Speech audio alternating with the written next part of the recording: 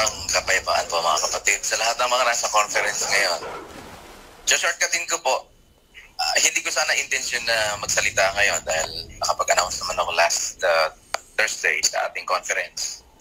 Pero I still decided na mamanhig sa inyo sa pagkakataong ito.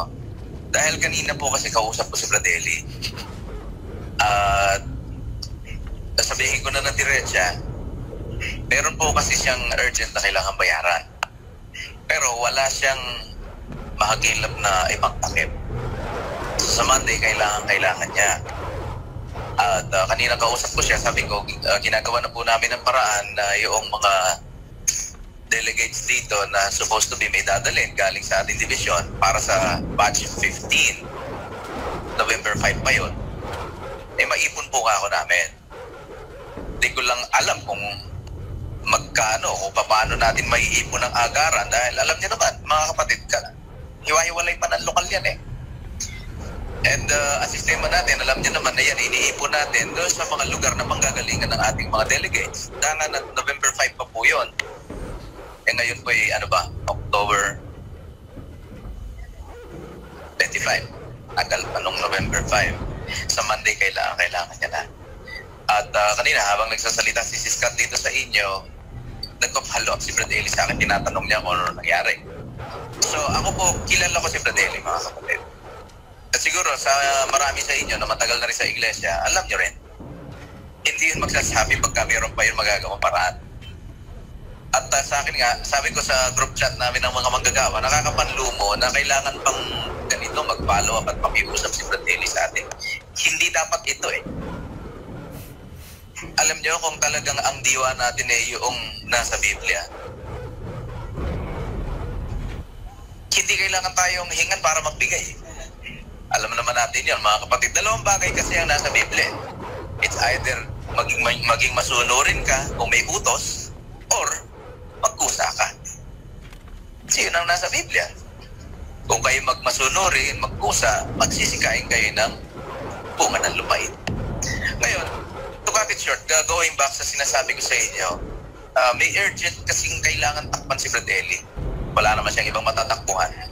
So, ako po alam ko na hindi siya magsasabi ng ganyan. I think hindi madalas ito, rare opportunity ito eh. Pero sa totoo mga kapatid, sa naghahanap ng opportunity, gusto ko pong basahin sa inyo ang ikalawang Timoteo 1:16. Tingnan po ninyo ito. Pagkalooban nawa ng Panginoon ng habag ang sangbahayan ni Onesiforo, sapagkat madalas niya akong pinaginhawa at hindi ikinahiya ang aking tanikala. Tuloy. Kundi nang siya'y nasa Roma, ay hinanap niya ako ng buong sikap at ako'y nasumpungan niya. Tuloy. Pagkalooban nawa siya ng Panginoon na masumpungan niya ang kahabagan ng Panginoon sa araw na yaon. At totoong alam mo kung gaano karaming mga bagay ang ipinaglingkod niya sa Efeso. Si Onesiforo, mga kapatid, isa sa mga, siguro sabihin nating special na tao ito eh. Pagka ang usapan, pagmamalasakit sa mga ngaral, nakita nyo kung paano siya nagkusa para damayan si Pablo? Siya po'y hindi taga-Roma. Ano ginawa ni Onesiforo? Balik mo sa 17. Kundi nang siya'y nasa Roma, ay hinanap niya ako ng buong sikap at ako'y nasumpungan niya. Sa 16, pagkalooban nawa ng Panginoon ng habag ang sangbahayan ni Onesiforo, sapagkat madalas niya akong pinaginhawa at hindi ikinahiya ang aking tanikala. So, remarkable yung ginawa niya, mga kapatid, ano? Siya yung tao na minamalasakit niya talaga si Pablo. The fact is, hinanap niya si Pablo nung magpunta siya sa Roma. Hindi naman kasi siya taga-Roma eh. O ngayon, sa kanyang ginagawang pagmamalasakit kung paanong dinamaya niya si Pablo, tinulungan, pinaginhawa niya si Pablo. Pag pinaginhawa niya, ibig sabihin may mga kagipitan si Pablo na nadugtungan itong si Onesiforo. Sa kung paanong paraan yon, Maraming paraan. Ngayon, ang ibig ko lang po sabihin sa inyo ngayon, hindi natin kailangan hanapin ng opportunity ngayon. Ito, dumating. Si Onesiforo naghanap ng oportunidad sa paraan na hinanap niya si Pablo sa Roma para tulungan, para damayan. Tayo, eto ngayon ang opportunity. Kaya sabi ko sa group chat namin ng mga manggagawa, bihira itong ganitong opportunity. Si Brad Eli hindi pala daing. Pero ako alam ko na gipit na gipit yan, kaya ganyan ngayon na nakapagsabi siya. So sabi niya pa nga kanina kahit konti, sabi niya wala lang akong parang na natuloy ang kalooban ko lalong hindi dapat na sinasabi niya sa atin ng ganun mga kapatid kasi sa atin dapat ikinukusa natin yun So ngayon ako pinananawagan sa inyo, namamanhig kami sa inyo mga kapatid kung kayo naman may pusong tumulong, nasa sa inyo po ngayon ang opportunity. At kung kailangan niya ng Monday, dapat Sunday makarating yung mga tulong. Kung ano man yung malilikom natin na mapagtutulong-tulungan natin, ang pinaka-late na dapat alis ng mga paalisin natin para magdala ay Sabado. Kung merong makapag-volunteer para umalis, lalo na sa mga dati ng delegates, kabisado niyo na kung paano ang ginagawa natin, ay po pwede kayong mag-volunteer na sa mga dating delegates. Kung gipit kayo sa panahon, kahit round trip lang, 1 or 2 days round trip.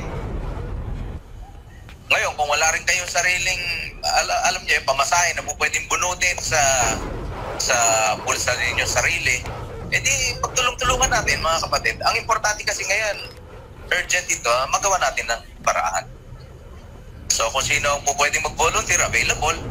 Ngayon, kung yung pamasahe problema, pag-usapan natin. And then kung paano naman yung paglikom doon sa mga pwedeng itulong ng mga kapatid, pag-usapan din natin.